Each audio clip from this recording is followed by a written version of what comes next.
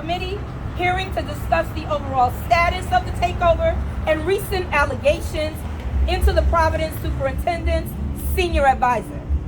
We're also asking an independent investigation regarding potential graduation inflation occurring at PPSD.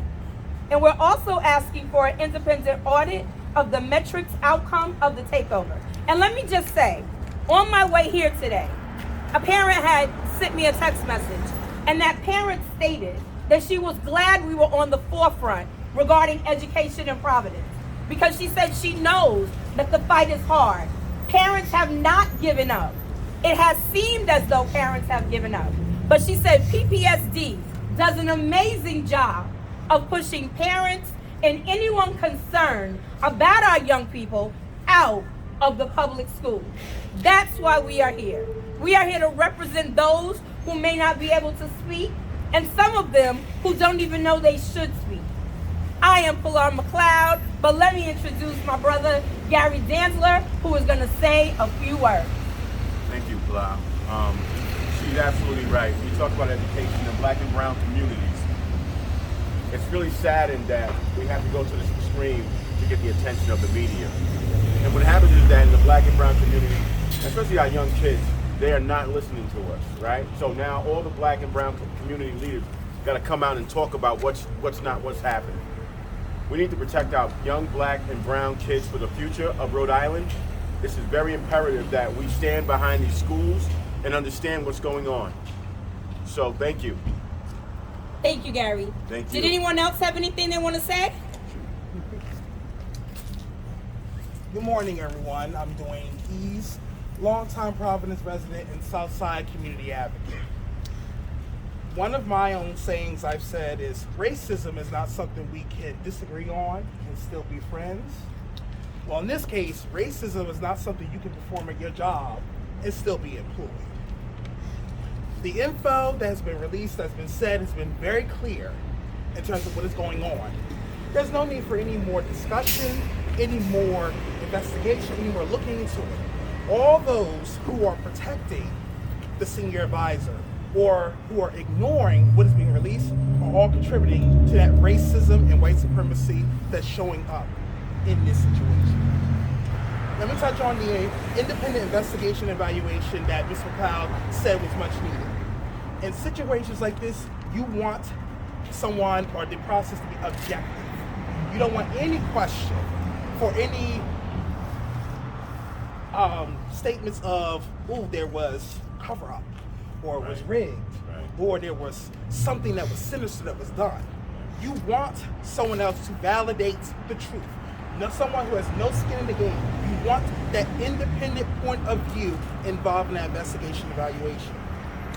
I also want to call out why it's important that we need to look at the commissioner. 2021, we had a similar situation a little over a year ago. We had a different superintendent with a staff member that led to that staff member no longer being here and that superintendent no longer being here.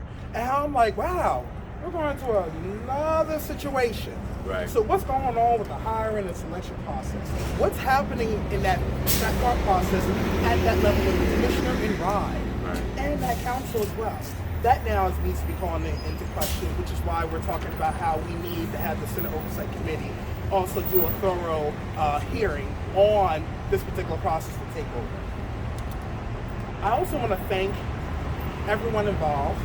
I want to thank the teachers, the parents, the students, the supporters, the administration that are doing the hard work, because we know it's hard. We know this is challenging. We know this is embarrassing. We don't want to do this. And yet we also want to recognize the work, the hard work, great work that is being done. And to those who think that this is too much, we shouldn't go about it this way. This is over the hill. We're not being, this is not the best way to go. We shouldn't be doing this. Understand that in dismantling racism and white supremacy, there's no room for moderation. You definitely need to go to these measures so that we can have that peace, so that we can talk about the good and the great that's going on with PPSD, because there will be no room for what we're hearing about for us to be gathered here today.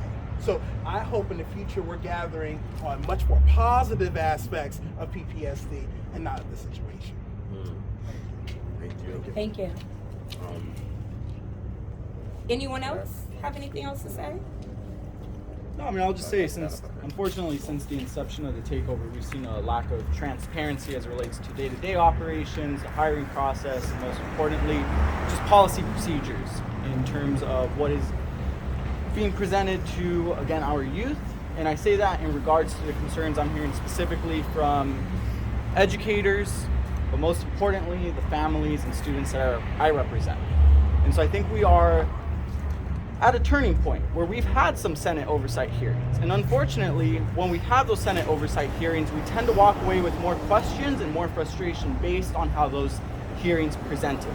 So what we see here is a coalition of, again, community members who have been deeply involved with PPSD over the years, and again, are calling for putting us on a pathway of finally ending this takeover, where we haven't seen the progress that was promised, that was suggested. We haven't seen advocacy from RIDE as it relates to reforming the education funding formula, which we should have done a decade ago. So at this point in time, this is, again, a result of issues that the community has continuously brought up. So in other words, a lot of what has been discussed is not new. But the tipping point, unfortunately, became the letter that we saw a week and a half ago that highlighted the practices that we had been hearing on the ground, but had finally been highlighted in a way that finally generated the attention it deserves. So I just want to thank, again, all the community members on the ground, but most importantly, the educators and the parents and the families who have had to overcome some of the challenges that the takeovers presented over the last year and a half, 2 years. And again, the fact that we don't have a transparent process in terms of what is happening within our schools. Thank you. So we want to thank all of you. We are available for individual questions if you have any. And y'all have a good morning. It's cold out here. Oh. If you can take a question, Sure. Senator Buchanan said yesterday that it's pretty unlikely there would be an oversight hearing before the end of the year, and he's not sure whether one would occur at all. Where do you go from here if he's not committing to a hearing? Where do you go from here? Anybody want to take that one? Absolutely. I think that the school board sort of stepping in, and I can't speak on behalf of the school board, I'm just a member. The school board stepping in and definitely taking on the matter. I think that us holding the superintendent accountable for the recommendations that we have given him, I think that that is sort of the route that I go as a board member. And I sort of expect that the community also will continue to support the school board, but not only the school board, the community and the administrators as it pertains to the letter that was sent out. So maybe there'll be oversight hearing, if not in January, most likely. But from here, what we do is we make sure that we get the community to show up at board meetings, reach out. Our legislators get ready to come back from session. Reach out to our legislators, making sure that we're able to hold the commissioner accountable, because the state takeover has been a mess. It's unfortunate. It's been at an all-time low. The district has never been like this before. So with the fact of the matter of that, we need to make sure that we hold her accountable, making sure that there is accountability across the board. So, What would you like Governor McKee to do? You could put that into what are the action items that you want Governor McKee to do sooner rather than later? I would like them to support what we already asked in this press conference. That's really ultimately what our demands are, is we want him to support that and what he can do within his power to make it happen. And what are those things that we should do? Okay, so we said again, supporting the removal of the powers of the commissioner, having the independent investigation, himself calling for the Senate Oversight Committee to have a hearing on it. Again, in terms of him also advocating for the removal of the senior advisor, all the stuff that we said in terms of our demands, we want him to support. We want him to use his powers within to make it happen as well, what he can do within his power. Right. Anyone else? Y'all so quiet. Yeah. Are y'all frozen? Get us now. Get us now. I think it's so important that we understand the investigation of the problems in the department. And that's what this is all about. So, you know. At the end of the day, there is no room for racism. There is none. No wiggle room at all. Right. When you see it, call it out. And anytime somebody says, I don't care who they are and what position they hold, right. if somebody says an anonymous letter does not deserve or should not be read and they are going to ignore it, you're ignoring the problem. And if you're ignoring the problem, then my question is, are you part of the problem Exactly. Because if there's nothing to hide, addressing what was in that letter should not be hard. Go ahead. And to just be clear, because I know someone may say, well, you know, the superintendent is a person of color, the commissioner is a person of color. Black and brown folks are also capable of perpetuating racism and white supremacy. Say that twice. People of color, black people, brown people are also capable of being racist, of engaging in racist practices and behaviors and perpetuating racism and white supremacy. So that being said, we're going to go into what are the behaviors, what's been said, what's been done, and are you doing something about it, or are you allowing it to continue? And if you're allowing it to continue, you are part of that racist behavior.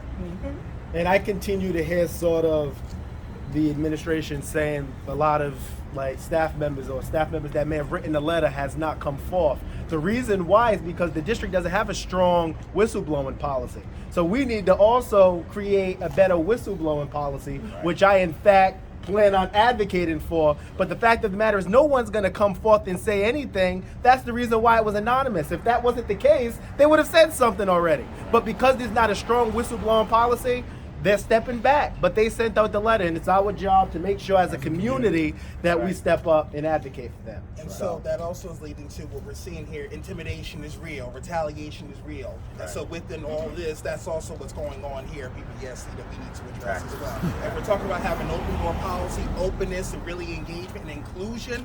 There's no room for someone or persons to have to write an anonymous letter. They should have been able to go into that office to have that discussion, to have it open, and have no fear of retribution. So that's also a culture we need to address here as well. Right.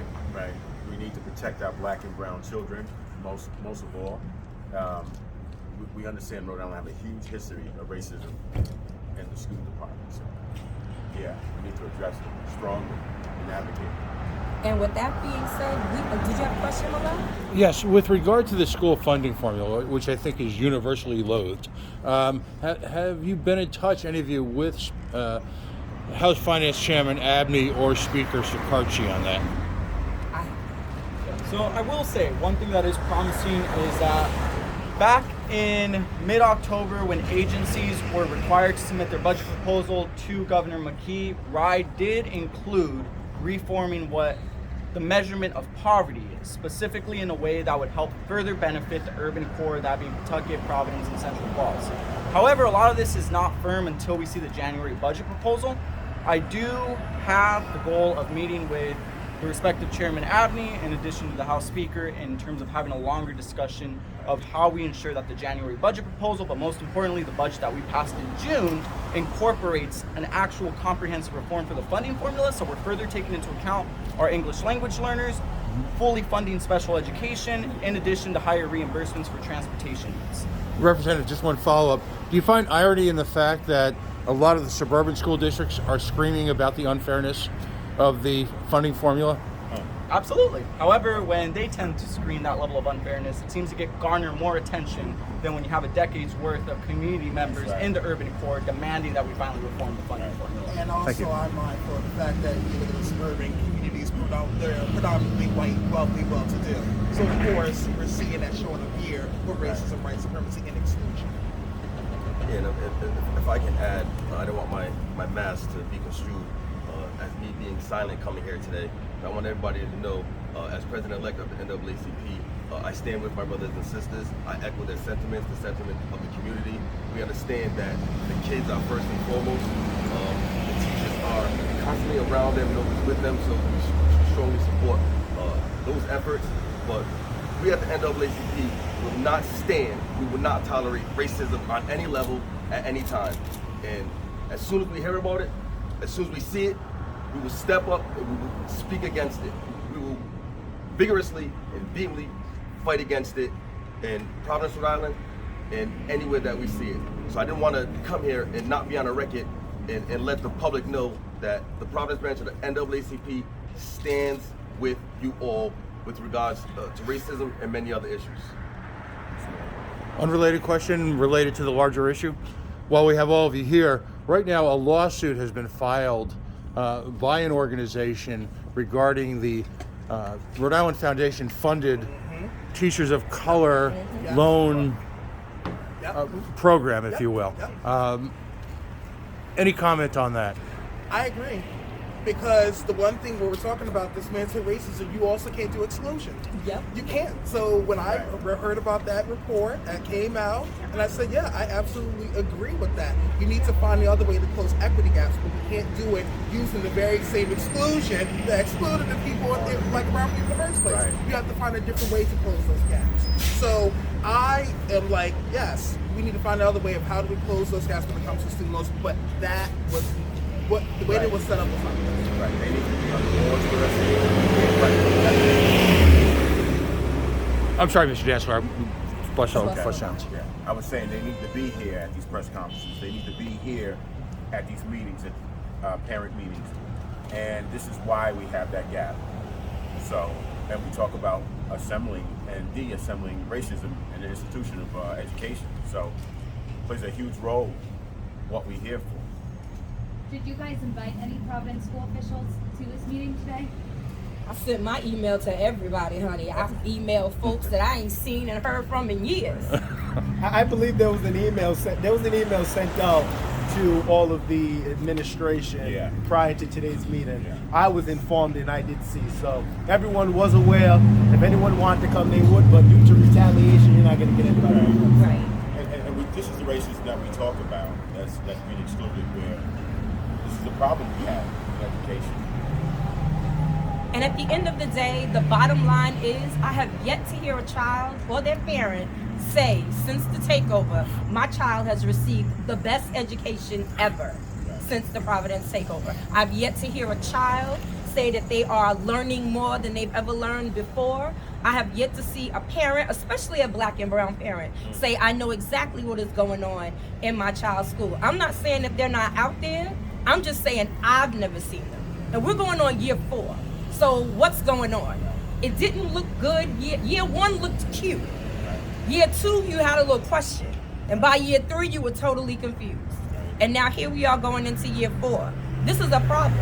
And I'm sorry, if this was in Burrowville or Barrington, we wouldn't even be here because it would have been addressed as soon as someone saw an issue. So why is it taking so long here? And with that, we are done. Yay. Because Pilar is cold.